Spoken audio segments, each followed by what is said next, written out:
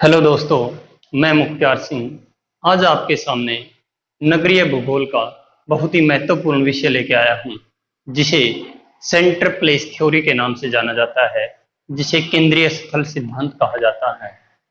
तो नगरीय भूगोल में इस सिद्धांत का बहुत ही महत्वपूर्ण रोल है, जिसे इकोनॉमिक्स ज्योग्राफी के अंदर भी पढ़ा जाता है, आर्थिक भूगोल के अंदर भी पढ़ा जाता है।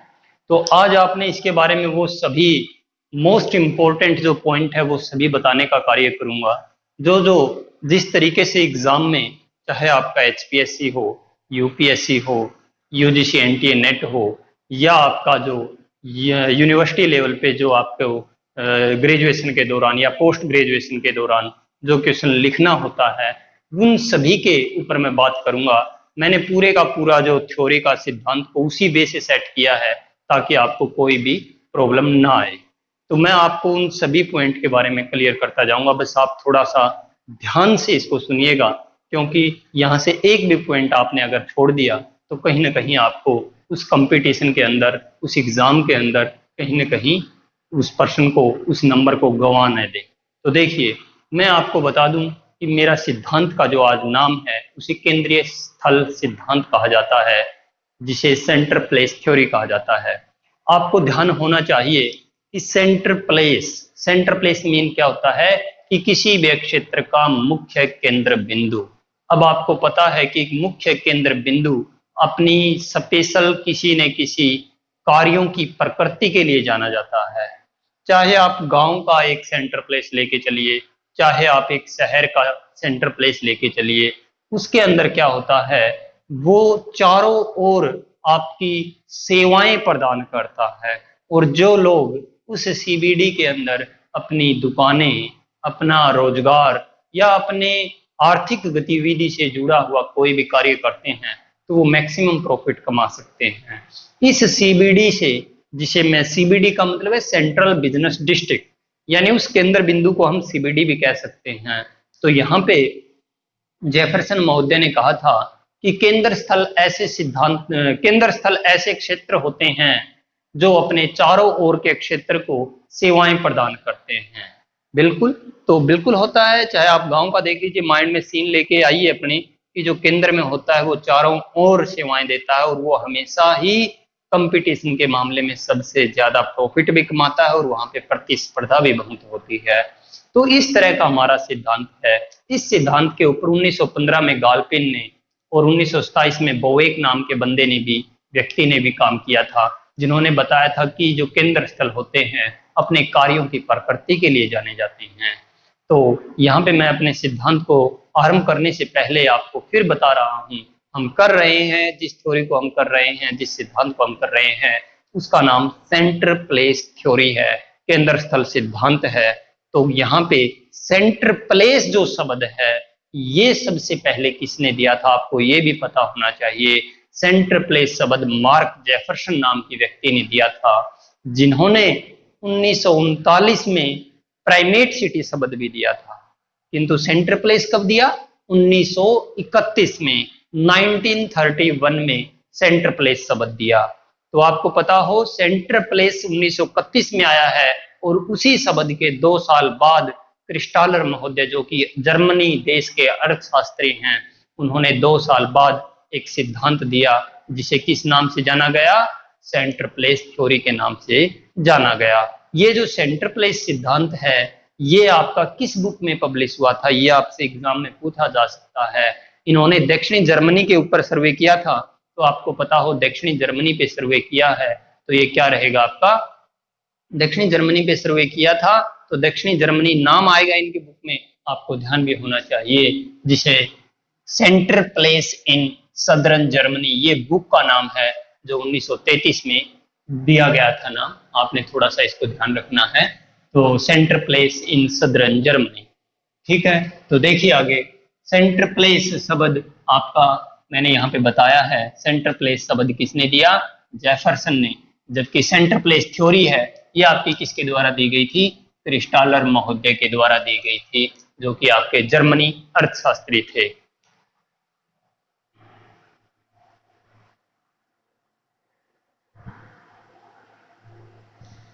तो यहाँ पे मैं आपको बता दूं कि सेंटर प्लेस शब्द किसके द्वारा दिया गया है, जेफरसन, और थ्योरी आपकी क्रिस्टालर महोदय के द्वारा दी गई है। यहाँ पे जेफरसन महोदय ने एक बात कही थी कि शहर अपने आप नहीं बन जाते, केंद्र स्थल अपने आप नहीं बनते, उनके जो चारों ओर जो क्षेत्र होता है ना, उनकी रिक्वायरमेंट इतनी बढ़ जाती है कि वो अपने आप कोई ना कोई बीच में एक शहर या केंद्र स्थल उभर जाता है। तो उस तरह की भावना है इनकी स्टेटमेंट में। देखिए, इन्होंने कहा शहर स्वयं विकसित नहीं होते, बल्कि बाहरी प्रदेश उन्हें केंद्र स्थल के रूप में स्थापित कर देते हैं, क्योंकि बाहर की तरफ जो प्रदेश होता है, जो पॉपुलेटेड एरिया होता है, उनकी बहुत ज्यादा रिक्वायरमेंट होती है। उस रिक्वायरमेंट को पूरा करने के लिए बीच में कोई न कोई क्षेत्र बन जाता है। जैसे कि अगर मैं आपको बताऊं, जैसे सपोज मान के चलिए यहाँ पे कोई एक शहर है, ए शहर है, यहाँ पे कोई बी शहर है, ठीक है। अगर मान के चलिए आप, यहाँ पे ये पॉपुलेशन इसके ऊपर निर्भर है, ये पॉपुलेशन इसके ऊपर निर्भर है, धीरे धीरे यहाँ पर भी पॉपुलेशन आपका बढ़ता गया, और अब पॉपुलेशन बढ़ेगा तो धीरे धीरे यहाँ पर भी एक सी, कोई न कोई सी नाम से कोई सीबीडी या शहर आपका बन जाएगा। तो ये आपने थोड़ा सा ध्यान रखना है। तो मैंने क्या बताया है कि इस तरीके से आपका क्या होता है कि आपका जेफरसन की स्टेटमेंट के द्वारा कि कोई न कोई आपका एक केंद्र स्थल बन जाता है। देखिए, तो इसके ऊपर मैं क्या बात बताना चाहता हूं आपको कि इस थ्योरी के अंदर जो मुख्य बातें हैं, बहुत ही महत्वपूर्ण जो पॉइंट हैं, तो वो आपने देखा। पहला तो कि शब्द किसने दिया गया आपके द्वारा, यानी जेफरसन के द्वारा, जबकि थ्योरी किसके द्वारा, सिद्धांत किसके द्वारा दिया गया, क्रिस्टालर महोदय के द्वारा। क्रिस्टालर महोदय ने जब ये थ्योरी किस ईयर में दी थी, 1933 में। किस बुक में पब्लिश हुई थी, centre place in southern Germany. तो आपने ध्यान रखना है जो मैंने ये पॉइंट बताए हैं। सेंटर प्लेस शब्द कब आया था, 1931 में, ये आपको पता होना चाहिए, ठीक है। किसके द्वारा दिया गया था, जेफरसन के द्वारा। और जेफरसन ने जो स्टेटमेंट बोली है केंद्र स्थल के बारे में, वो आपको पता चल ही गया कि शहर स्वयं विकसित नहीं होते, जबकि बाहरी प्रदेश उसे विकसित कर देते हैं, स्थापित कर देते हैं। तो यहाँ पे देखिए, इन्होंने अपना सिद्धांत देने से पहले कुछ ऐसी मान्यताएं की सोची थी कि अगर ये मान्यताएं, ये अजम्पशन, ये विचार अगर वहां पे अप्लाई होते हैं तो वहां पे अपने आप कोई ना कोई एक केंद्र स्थल बन जाता है या बन जाएगा। तो इन्होंने कहा कि केंद्र स्थल बनने के लिए पूरा एरिया एक समान होना चाहिए। इनका मानना क्या था कि अगर मान के चलिए कोई पूरा एरिया है, अगर यहाँ पे कोई सीबीडी आप बनाना चाहते हो, बीच में सेंटर प्लेस बनाना चाहते हो, तो ये आपका कब बनेगा, जब पूरा एरिया एक समान मोर्फोमेट्री को, भू आकारिकी को, उस सरफेस एरिया की समरूपता को लिए हुए हो, एक समान होना चाहिए। ऐसा ना हो कुछ एक दिशा उबड़ खाबड़ हो, एक तरफ आपका प्लेन एरिया हो, एक तरफ पर्वतीय क्षेत्र हो, एक तरफ कुछ हो, तो उसमें आपका इस तरह का शेप या इस तरह का आकार नजर नहीं आएगा। इन्होंने आगे बताया कि एक टाइम के अकॉर्डिंग जब आप सीबीडी या सेंटर प्लेस आप बनाना चाहते हो तो वो आपका षटभुजाकार होना चाहिए। देखिए, मैंने वैसे तीनों यहाँ पे एक षटभुजाकार के रूप में बताने की कोशिश की है, जो मैं यहाँ पे बता रहा हूँ आपको। तो षटभुजाकार आकृति होनी चाहिए, क्योंकि ये अपने सर्विस एरिया को, अपने सेवा क्षेत्र को षटभुजाकार मानेंगे। तो ध्यान रखना है आपने। इन्होंने बताया स्थिर पदानुक्रम, इसके ऊपर आपका क्वेश्चन बनता है और आपको पता होना चाहिए, बहुत ही मोस्ट इंपोर्टेंट पॉइंट है आपका स्थिर पदानुक्रम। इन्होंने एक ये अपने इस सिद्धांत के अंदर के की वैल्यू, के, ये जो मैंने लिखा है यहाँ पे, के की वैल्यू का यूज करेंगे, जो 3, 4 और 7 रहेगी। मैं इसको बिल्कुल डिटेल से आपको बताऊंगा, जो आपके एमएससी या यूजी के दौरान आपके छोटे प्रश्नों में भी पूछा जाता है, और नेट के अंदर सबसे ज्यादा क्वेश्चन आपका इस स्थिर पदानुक्रम के ऊपर आता है, जो मैं आपको एक्सप्लेन करूंगा। तो ध्यान रखना। इन्होंने बताया कि जब सेंटर प्लेस बन जाता है तो उस सेंटर प्लेस में आपकी ज्यादा से ज्यादा तृतीयक, चतुर्थक और पंचम क्रियाकलाप देखने को मिलते हैं, यानी तृतीयक क्रियाकलापों की आपकी बहुलता ज्यादा होती है, प्रमुखता होती है। प्राइमरी और सेकेंडरी या प्राथमिक या द्वितीय क्रियाकलाप बहुत ही कम, प्राथमिक तो बिल्कुल ही नहीं किए जाते। सेकेंडरी मैन्युफैक्चरिंग होता है, आपका विनिर्माण होता है, वो भी बाहर की तरफ होता है, सेंटर प्लेस में नहीं होता। तो इसने बताया कि वो सेंटर प्लेस होता है जो उससे बाहर की तरफ एक समान परिवहन के साधन जुड़े होते हैं, परिवहन का व्यय एक समान होता है। अगर आपको पता है एक समान परिवहन का व्यय नहीं होगा तो आपकी षटभुजाकार या वृत्ताकार शेप नहीं बनेगी, वृत्ताकार आकृति नहीं बनेगी। तो इन्होंने बताया कि समान परिवहन भय होता है। इन्होंने उच्च स्तर से निम्न स्तर की ओर सेवा का विस्तार मानेंगे ये अपने इस सिद्धांत में। यहाँ पे ये क्या कहना चाहते हैं कि मान के चलिए एक आपकी नेशनल कैपिटल है, राष्ट्रीय राजधानी है, राष्ट्रीय राजधानी के ऊपर राज्यों की राजधानी निर्भर होती है, और राज्यों की राजधानी के ऊपर आपके राज्य के डिस्ट्रिक्ट निर्भर होते हैं, और डिस्ट्रिक्ट के ऊपर आपके ब्लॉक निर्भर होते हैं जिन्हें खंड बोला जाता है। तो कहने का मतलब है कि बड़े सीबीडी के बड़े सेंटर प्लेस पे बाहर को जो सेंटर प्लेस होते हैं वो छोटे होते हैं। जैसे मैंने बोला कि राष्ट्रीय राजधानी या नेशनल कैपिटल पे स्टेट कैपिटल पे डिस्ट्रिक्ट, और डिस्ट्रिक्ट के ऊपर ब्लॉक। तो इस तरीके से इन्होंने उच्च स्तर से निम्न स्तर की जो एक पदानुक्रम को इन्होंने अपनाया है। और इन्होंने फिर इसके ऊपर क्या बताना चाहे तो ध्यान रखना, यहाँ से पूछा जा सकता है आपसे एग्जाम में, और जब आप पेपर के अंदर भी आप लिख रहे हो तो आपको इन चीजों का पता होना चाहिए, एक्सप्लेन करना आना चाहिए। तो फिर देखिए यहाँ पे मैंने मान्यताएं आपको बताने का कार्य किया है। नेक्स्ट पॉइंट है मेरा बाजार क्षेत्र का रूप। अब यहाँ पे मैंने ये स्ट्रक्चर बनाए हुए हैं, किंतु ये स्ट्रक्चर बनने से पहले बहुत ही अलग प्रकार की कुछ सिचुएशन होती है, जिसके बाद में आपके इस तरह का स्ट्रक्चर उभर के आता है। इन्होंने देखिए, इन्होंने बताया कि बाजार क्षेत्र का रूप स्टार्टिंग में स्पर्शीय होता है। जैसे कि अगर मैं आपको बताना चाहूँ, सबसे पहले सपोज मान के चलिए एक ये शहर है, एक ये शहर है, एक ये शहर है, एक ये शहर है, या आप कह सकते हो एक ये शॉप है, एक ये शॉप है, एक ये शॉप है, यानी दुकानें हैं आपकी बिखरी हुई अलग अलग। तो फिर आपको पता है ये तो अभी स्पर्श भी नहीं करते अलग अलग, किंतु जैसे जैसे टाइम बढ़ता जाता है, टाइम जाता रहता है, लोग बढ़ते रहते हैं, लोगों का आवागमन या जनसंख्या धीरे धीरे बढ़ती रहती है, तो ये भी साइज बढ़ जाता है आपका, और इस शहर का भी। तो इस तरीके से ये भी आपके साइज में बड़े हो जाते हैं।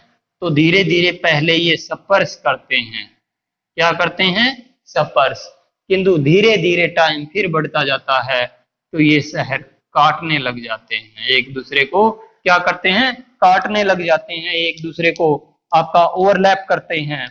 और ओवरलैप आपका करेंगे तो आपको पता है, यानी ये इस तरीके से आपका दूसरा ऐसे, और ये आपका इस तरीके से ओवरलैप हो जाता है आपका।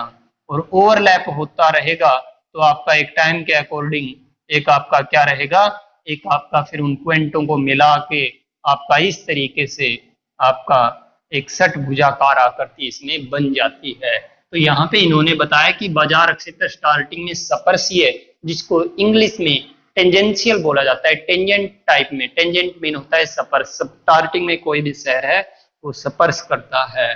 फिर अतिव्यापी, अतिव्यापी का मतलब है जब शहर में कंपटीशन बढ़ता है तो एक दुकान दूसरे दुकान के ग्राहकों को अपनी तरफ खींचती है, और ये हम देखते भी हैं ओवरऑल कि एक दुकानदार पहले ही बुला लेता है एक ग्राहक को दूसरे दुकान पे जाने से पहले ही। उसको पता है कि दूसरे दुकानदार के पास जाएगा तो शायद, क्योंकि कंपटीशन इतना बढ़ जाता है कि वो वहां से सामान खरीदे, वो पहले ही रेट थोड़ा सा कम बताता है, क्योंकि कंपटीशन की वजह से। अगर वहां पे दूसरी शॉप ना होती, दूसरी दुकान ना होती, दूसरी मार्केट ना होती, तो वो आपको पता है वो अपनी मनमाने रेट लगाता और ग्राहक का नुकसान होता, जबकि दुकानदार आपका मैक्सिमम प्रॉफिट कमाता। तो ओवरलैप होने लग जाता है, एक दूसरे का एरिया बढ़ने लग जाता है, जो कम रेट में देगा लोग उसकी तरफ चलते हैं।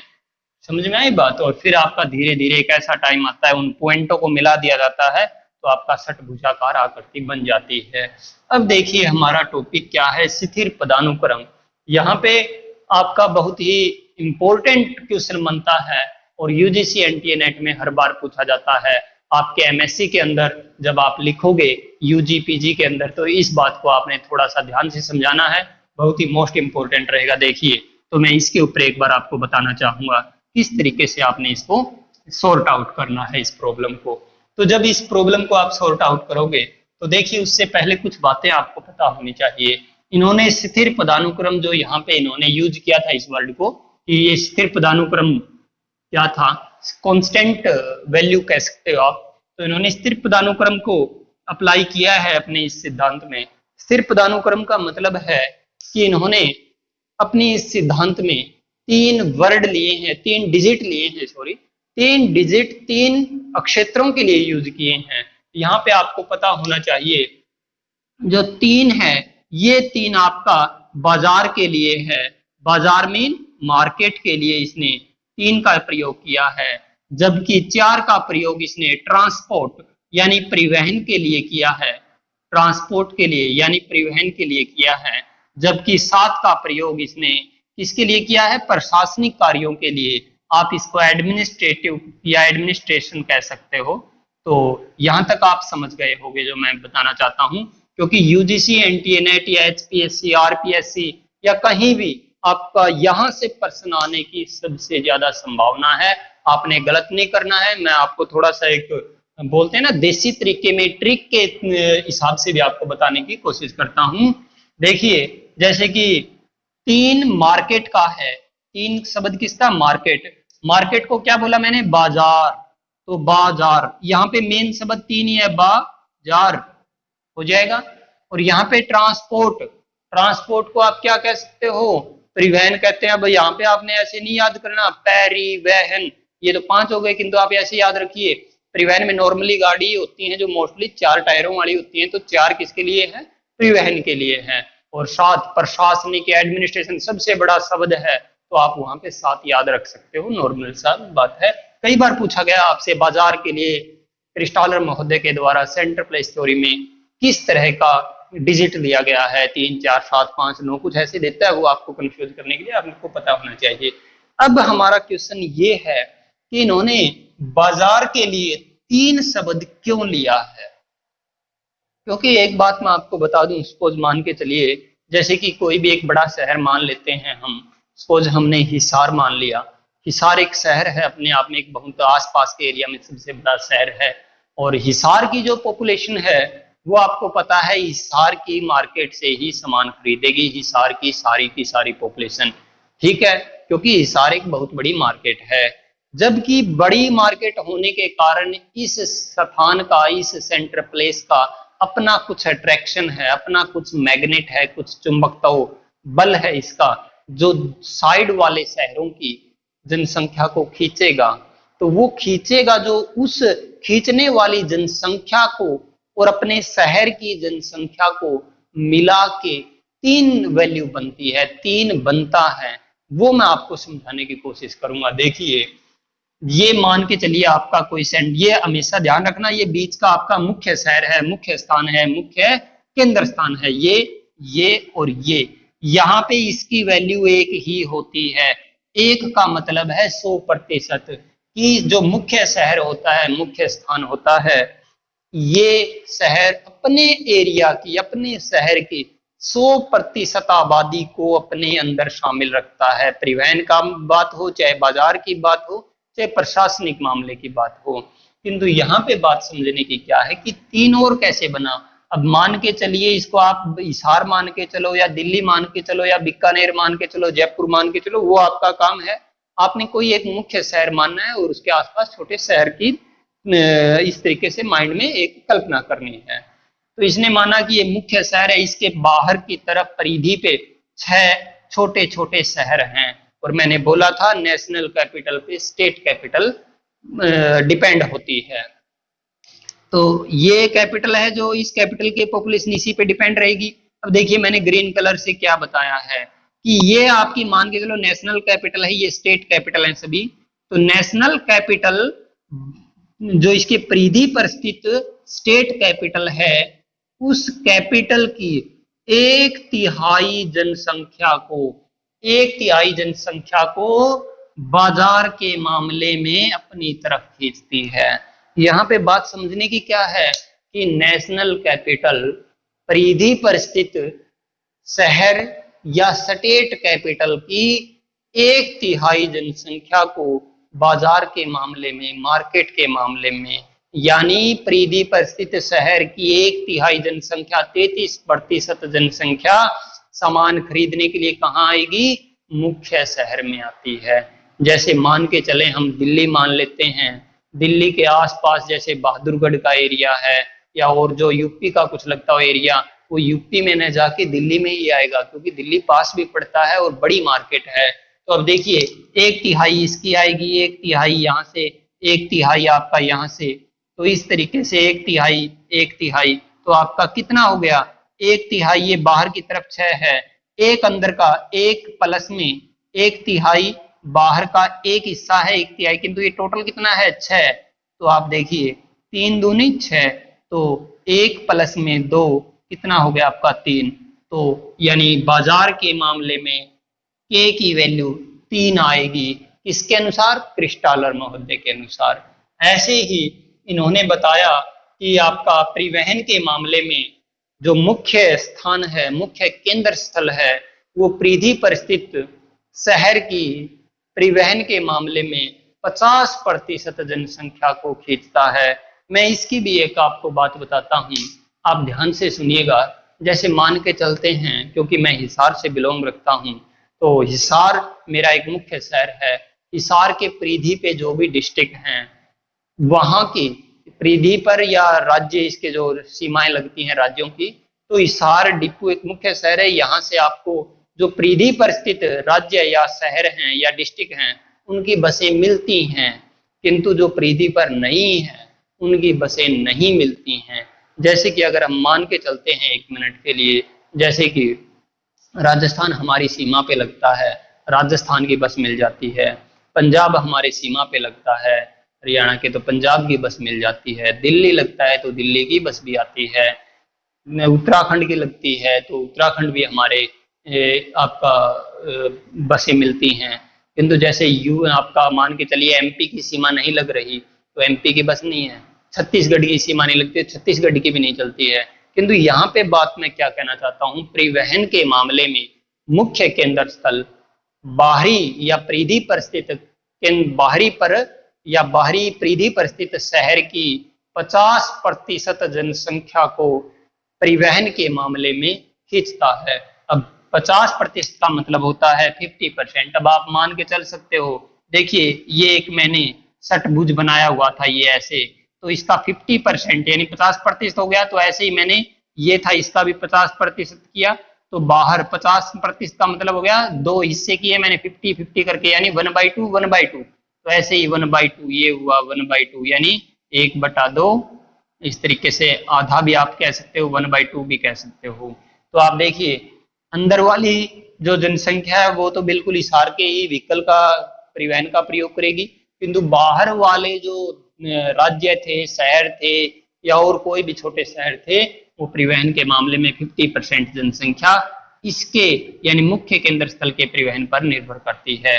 तो देखिए एक तो आपका अंदर वाला हो गया, जबकि बाहर का 1/2, किंतु टोटल कितने हैं 6, तो ये 6 से मल्टीप्लाई कर दीजिए आप, 2 तिया 6, तो कितना हो जाएगा 1 + 3 = 4। तो आपने ध्यान रखना है परिवहन के मामले में 4 क्यों बना, इसका मतलब ये हुआ कि मुख्य केंद्र स्थल परिधि पर स्थित केंद्र स्थल की 50% जनसंख्या को परिवहन के मामले में खींचता है। नेक्स्ट पर चलते हैं हम। नेक्स्ट है हमारा प्रशासनिक सेवाओं के लिए इन्होंने मतलब क्रिस्टालर ने 7 का प्रयोग किया है, 7 डिजिट या मेरा कहने का मतलब 7 नंबर अंक का प्रयोग किया है अपने सिद्धांत में। अब मैं आपको एक बेसिक बात बताता हूं। जैसे मैं हरियाणा की बात करूं, हरियाणा की अगर बात करें तो सपोज मान के चलते हैं हमारे हरियाणा का जो एजुकेशन बोर्ड है वो भिवानी के अंदर है। अब भिवानी के अंदर है वो एक ये मान के चलिए पूरे हरियाणा के बीच में है, ठीक है। अब कोई प्रशासनिक कार्य है एक एजुकेशन का भी अगर देखा जाए, मान के चलिए मेवात पलवल बिल्कुल दक्षिण में है, पंचकुला यमुनानगर उत्तर की तरफ है, हिसार या अगर पानीपत की बात करें तो पूर्व पश्चिम में पड़ते हैं। मान के चलिए 10वीं का किसी बच्चे का रोल नंबर नहीं आया, तो रोल नंबर नहीं आया, डीएमसी नहीं आई, कार्य है प्रशासनिक ध्यान रखना, तो वो क्या करेंगे, ऐसा नहीं है कि भिवानी बोर्ड ये सोचेगा यार ये तो पंचकुला का बच्चा है इसके पास तुम खुद चल के जा, नहीं, पंचकुला वाले को भी यहीं आना पड़ेगा, मेवात वाले को भी यहीं आना पड़ेगा, हिसार और पानीपत वाले को भी यहीं आना पड़ेगा, जबकि भिवानी वाला भी वहीं रहेगा या वहीं से ही अपनी कार्य समस्याएं लेगा। तो मेरा कहने का भाव क्या है यहाँ पे कि प्रशासनिक मामलों में जो मुख्य केंद्र स्थल होता है वो बाहर वाली शहर की 100% जनसंख्या को खींचता है, क्योंकि परिवहन प्रशासनिक कार्यों में कानून सभी के लिए एक समान है। आपको पता है हरियाणा की हाई कोर्ट अगर देखा जाए चंडीगढ़ के अंदर है। जब हरियाणा लेवल का कोई भी मुकदमा होता है, ऐसा नहीं है कि पंचकुला पास में लगता है तो उन्हीं के लिए यूज है वो, चाहे मेवात का कैंडिडेट हो, चाहे आपका फरीदाबाद का हो, चाहे हिसार का हो, चाहे कहीं का भी हो, जब हाई कोर्ट में बात चली जाती है तो उन सबको अपनी तारीख के लिए कहाँ जाना होता है, आपका हाई कोर्ट में यानी चंडीगढ़ ही जाना होता है। तो यानी ये खींचता है 100% लोगों को। तो अगर खींचेगा तो 100% खींचेगा तो ये आपका सभी का एक यानी 100%। तो जोड़िए 6 बाहर के और 1 अंदर, तो 1 + 6 कितना हो गया 7। तो आपने ध्यान रखना है प्रशासन के लिए क्रिस्टालर महोदय के द्वारा 7 अंक का प्रयोग किया गया है, परिवहन के मामले में 4 का और बाजार के मामले में 3 अंक का प्रयोग किया गया है, जो आपका यूजीसी एनटीनेट के लिए बहुत ही महत्वपूर्ण है। और जब आप एमएससी या आपका एमए या एमएससी या यूजी लेवल पे जब क्वेश्चन लिखते हो बड़े 16 नंबर में, तो वहां पे आपका यहाँ पे बहुत ही अहम रोल रहता है इस थ्योरी को एक्सप्लेन करने के लिए। यहाँ पे नेक्स्ट पॉइंट देखिए, इन्होंने अपनी इस थ्योरी में कुछ और भी बातें बताने की कार्य किया था। मैं आपको बता दूं ये बहुत ही ज्यादा, कई बार आपके यूजी पीजी में 2 नंबर में क्वेश्चन आता है, वहां पे लिख देता है वस्तु का प्रास, या वस्तु का प्रास भी आप कह सकते हो, वस्तु की देहरी भी आप कह सकते हो, या मेरा कहने का मतलब है प्रवेशी जनसंख्या, इस तरह के वर्ड यूज करता है। किंतु आपको पता होना चाहिए प्रवेशी जनसंख्या क्या है, वस्तु का परास क्या है, या वस्तु की देहरी क्या है, ये बाह्य सीमा क्या है, आंतरिक सीमा क्या है, जो मैंने कुछ वर्ड यहाँ पे बताने की कोशिश की है। वस्तु का परास, जिसे इंग्लिश में रेंज ऑफ गुड्स कहा जाता है, रेंज ऑफ गुड्स, प्रवेशी जनसंख्या, थ्रेशोल्ड पॉपुलेशन क्या होती है, बाह्य सीमा, आउटर या अपर लिमिट किसे कहते हैं, आंतरिक सीमा, इनर लिमिट या लोअर लिमिट किसे कहते हैं। मैं आपको अब इसके बारे में आपको बताना चाहूंगा कि जो वस्तु का परास, यहाँ पे रेंज ऑफ गुड्स का मतलब क्या है। अब मान के चलिए मैं यहाँ से अगर हम इसकी बात करें, जैसे मान के चलिए मैं यहाँ पे हूँ ए पे, ये बी स्थान है, ये सी है, ये आपका डी है, ठीक है। अब जैसे अगर मेरे को कोई छोटी शॉपिंग करनी है, छोटे स्तर की या कम पैसों की, अब आपको मान के चलिए मेरे को साइकिल खरीदनी है। अब साइकिल मान के चलते हैं 4000 रुपए की साइकिल आती है। मेरे आसपास कोई छोटा शहर है, मान के चलते हैं छोटा शहर बरवाला सिटी है, मेरे से 12 किलोमीटर दूर पड़ता है, तो मैं साइकिल वहां से खरीदना पसंद करूंगा। कारण क्या पता, मान के चलिए देखिए मेरे से बरवाला 12 किलोमीटर है, जबकि यहाँ से अगर देखें तो 22 से 25 किलोमीटर पड़ता है, और जबकि अगर मैं हिसार की बात करूंगा तो 30 किलोमीटर के आसपास पड़ता है। अब मेरे को पता है कि बरवाला में मान के चलिए वो 4000 रुपए की मिल रही है, हांसी में क्या पता वो 100 रुपए कम भी मिल जाए, 3900 रुपए की। किंतु हांसी हिसार में जाऊंगा तो क्या पता वो आपको 3850 की या 3850, क्योंकि ज्यादा फर्क नहीं मिलेगा। कहीं ये नहीं है कि आप कहोगे हिसार के अंदर आपको 2000 की मिल जाएगी, 3000 की, बस ज्यादा ज्यादा 50, 100, 150, 200, बस ज्यादा ज्यादा इतना फर्क होता है। तो यानी कई बार मेरा कहने का मतलब क्या है कि रेंज ऑफ गुड्स का मतलब ये है कि आप उस वस्तु को खरीदने के लिए कितनी दूरी तक तय कर सकते हैं, ठीक है। अब जैसे मैंने बताया कि मेरे को सिलाई मशीन खरीदनी है, साइकिल खरीदनी है, तो मेरे को पता है छोटा आइटम है, तो चलो मैं 20, 25, 30 किलोमीटर तक जो भी मेरे दायरे में शहर है मैं उनमें से खरीदना पसंद करूंगा। अगर मैं उससे आगे लेके आऊंगा, आगे से लेके आऊंगा, चलो एक तरफ से मैंने 100-150 रुपए वो क्या पता सस्ती मिल भी जाए, किंतु वहां से लेके आने में मेरे को ट्रांसपोर्ट कॉस्ट लग जाएगी, तो वो मेरे को महंगी पड़ सकती है। किंतु कुछ ऐसी वस्तुएं होती हैं उसके लिए आप 20, 30, 50 नहीं, सैकड़ों किलोमीटर भी आप दूरी तय कर सकते हो। सपोज मैंने एक साइकिल का एग्जांपल दिया, आप 30 किलोमीटर तक आप गए, जबकि अगर आपने बाइक लेनी है तो क्या आप 60 से 70 किलोमीटर दूर तक भी आप मार्केट सिलेक्ट कर सकते हो।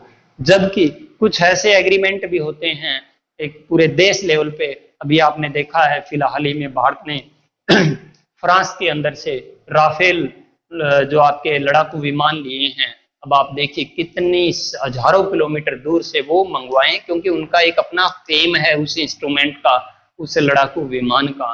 तो ये आपने देखना है कि उस वस्तु को खरीदने के लिए लोग कितनी दूरी तक जा सकते हैं, और ये आपसे एग्जाम में पूछा जाता है। रेंज ऑफ गुड्स का संबंध आपका किससे है? तो ये आपके एमएससी में भी आता है, एमएससी में, यूजी में भी आता है, और आपका यूजीसी एनटीए नेट में भी आता है। रेंज ऑफ गुड्स आपका क्रिस्टालर महोदय से संबंधित है, सेंटर प्लेस थ्योरी से संबंधित है। यह मेरा कहने का मतलब है कि आपका कहने का मतलब 2 नंबर में आपका जो आपका बड़े क्वेश्चन होते हैं, या मेरा कहने का मतलब यूजी पीजी के अंदर भी देखने को मिलता है। तो आपने समझना है रेंज ऑफ गुड्स मीन आप वस्तु को लेने के लिए कितनी दूर तक जा सकते हैं। देखिए नेक्स्ट पॉइंट है प्रवेशी जनसंख्या। प्रवेशी जनसंख्या को इंग्लिश में बोलते हैं थ्रेशोल्ड पॉपुलेशन। तो यहाँ पे आपने समझना है, बहुत ही मोस्ट इंपॉर्टेंट पॉइंट है, मैंने बताया उसी के इक्वल है जो रेंज ऑफ गुड्स है, आपका वस्तु का प्रास। तो उसको आपने समझना है प्रवेशी जनसंख्या। प्रवेशी जनसंख्या का मतलब यह होता है कि आपको किसी कार्य को करने के लिए न्यूनतम जनसंख्या कितनी चाहिए। किसी कार्य को करने के लिए आपको न्यूनतम जनसंख्या कितनी चाहिए, वो आपका क्या कहलाता है, थ्रेशोल्ड पॉपुलेशन या प्रवेशी जनसंख्या। इसको मैं एक एग्जांपल के द्वारा बताऊं। सपोज मान के चलिए आपने कोई एक दुकान ओपन की है, खोली है, कोई शॉप बनाई है। सपोज आपने कूलर बेच रहे हो, आप फ्रिज या कूलर कुछ भी आप ऐसा प्रोडक्ट बेच रहे हो। आपका मान के चलिए पूरी उस दुकान का जो चार्जेज है 20,000 रुपये पर मंथ पड़ रहा है। 1 महीने का चार्ज आपका 20,000 है। अब आप सोच रहे हो कि मेरे एक कूलर की कीमत सपोज 5,000 रुपये है, ठीक है। 5,000 रुपये एक कूलर की कीमत है, जिसमें मेरे को 500 रुपये बच रहे हैं, ठीक है। एक कूलर की कीमत 5,000 रुपये है और जिसमें मेरे को 500 रुपये बच रहे हैं, किंतु आपकी बिल्डिंग का बिजली पानी का खर्च 20,000 रुपये है। तो आप क्या कहोगे कि मेरे को इस मार्केट में अपनी दुकान को बनाए रखने के लिए अगर मेरे हर महीने 40 कूलर बिके तो मेरे को नो प्रॉफिट नो लॉस। कहने का मतलब जो मेरा खर्चा है वो सारा जो लगा हुआ है 20,000 रुपये 40 कूलरों से पूरा होगा, सिर्फ 20,000 उसमें इनकम नहीं होगी, जिसमें उसकी मेहनत का कुछ नहीं बटा, कुछ नहीं मिला उसे। तो यानी मेरा कहने का मतलब क्या है, आपको उस मार्केट में बने रहने के लिए अगर मान के चलिए आपके 40 से कम कूलर बिकते हैं, 500 रुपये आप बचा रहे हो, तो आपके अगर मान के चलिए 18 से 19,000 रुपये बने और लग रहे हैं आपके 20,000, तो आपकी दुकान ज्यादा दिन नहीं रुकेगी। तो इसलिए उस तरह का जो मैंने बताया है, उस तरह की वर्डिंग के लिए इन्होंने प्रवेशी जनसंख्या लिया है, ठीक है। नेक्स्ट देखिए बाह्य सीमा। ये शब्द आपका इसी तरह का है वस्तु की प्रास जैसा, फिर भी मैं बताऊं जो इन्होंने यूज किया है।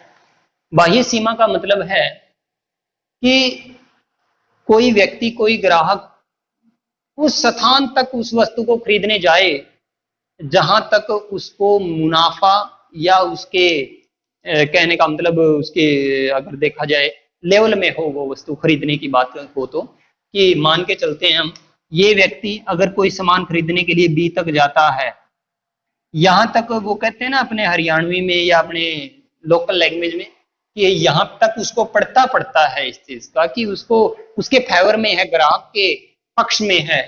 किंतु उससे आगे जाने पर, उससे आगे अगर ये जाता है तो ये वैल्यू, अगर ये उसी प्रोडक्ट को खरीदने के लिए आगे जा रहा है तो ये उसको बहुत महंगी पड़ती है।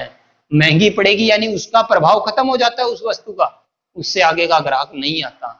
अब आपको पता है एक सिलाई मशीन की बात है, जो कोई शॉप हो उस सिलाई मशीन को खरीदने के लिए उस शॉप के ऊपर जो ग्राहक आएंगे वो आपको 20 से 22 या 30 किलोमीटर तक के लोग ही आपके पास सिलाई मशीन खरीदने के लिए आएंगे। जबकि क्योंकि उस वस्तु की रेंज ही इतनी है, उस वस्तु का प्राइस ही इतना है, तो वो 20 से 22 किलोमीटर क्या है, एक बाह्य सीमा है, लास्ट सीमा है, या उससे आगे अगर देखा जाए तो उसका प्रभाव खत्म हो चुका है। यानी यहाँ पे मैं क्या बताना चाहता हूँ, बाह्य सीमा का मतलब है वो वस्तु वहां तक कोई ग्राहक जाता है, वहां तक खरीदने जाए, उसके बाद में जब उसका प्रभाव खत्म हो जाता है, जो प्रभाव खत्म हो जाता है तो उसे क्या कहा जाता है, बाह्य सीमा कहा जाता है, आउटर लिमिट कहा जाता है, अपर लिमिट कहा जाता है। जबकि आंतरिक सीमा होता है कि जहां तक ग्राहक उस वस्तु को खरीद रहा है। उसके अंदर रह के उसको क्या कहा जाता है, इनर या लोअर लिमिट कहा जाता है। तो मैं आपको दोबारा इसके कुछ पॉइंटों के ऊपर डिस्कस करना चाहता हूं। हमने सेंटर प्लेस थ्योरी के बारे में बातें की हैं, जो आपकी ग्रेजुएशन के दौरान और पोस्ट ग्रेजुएशन के दौरान ये बड़ा क्वेश्चन आता है 16 नंबर में, तो आपने इसको अच्छे तरीके से समझना है। ये थ्योरी या ये सिद्धांत दिया था क्रिस्टालर महोदय के द्वारा, 1933 में दिया गया था। 1931 में ये शब्द दिया गया था मार्क जेफरसन के द्वारा। और यहाँ पर सेंटर प्लेस थ्योरी में क्रिस्टालर महोदय ने 3 अंक प्रयोग किए थे, 3, 4, 7। 3 आपका मार्केट के लिए, 4 आपका परिवहन के लिए, 7 आपका प्रशासनिक गतिविधियों के लिए। तो इस तरीके से उन्होंने, आपने ये समझना था। फिर इन्होंने कुछ शब्दावलियों का प्रयोग किया है। इस तरीके से इन्होंने अपने सिद्धांत को देने की कोशिश की थी।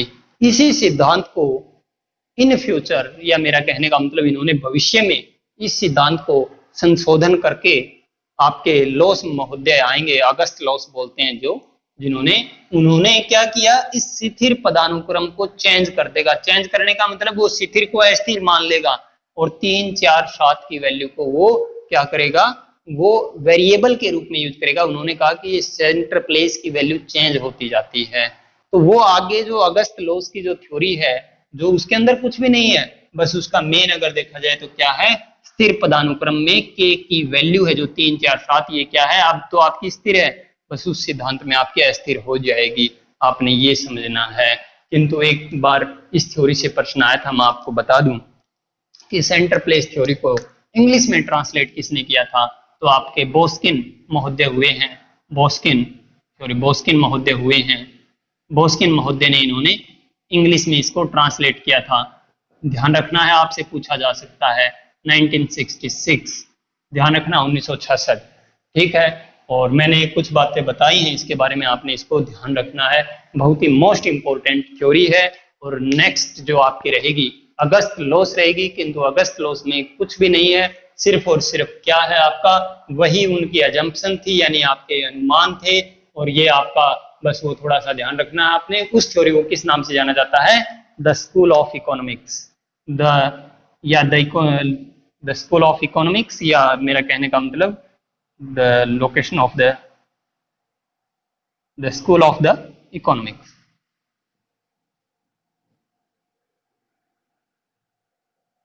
इसमें इन्होंने k की जो वैल्यू है वो अस्थिर मानेंगे, या आप कह सकते हो वेरिएबल आप कह सकते हो, और इतना बड़ा कोई इसमें इशू नहीं है। तो ये आपकी मोस्ट इंपॉर्टेंट थ्योरी थी, आपने इसको समझना है। ओके, थैंक यू, जय हिंद।